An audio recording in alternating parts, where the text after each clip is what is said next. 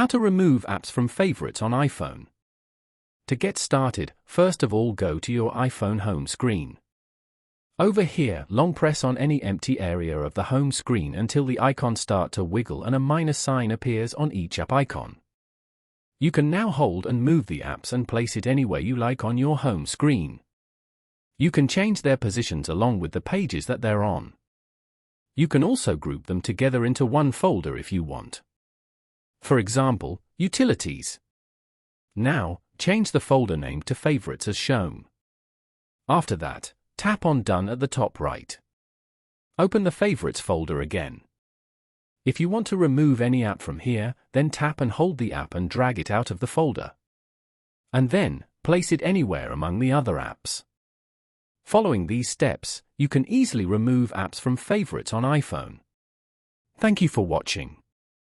Please leave a like if this tutorial helped you, or leave a comment below if you have any questions related to the video.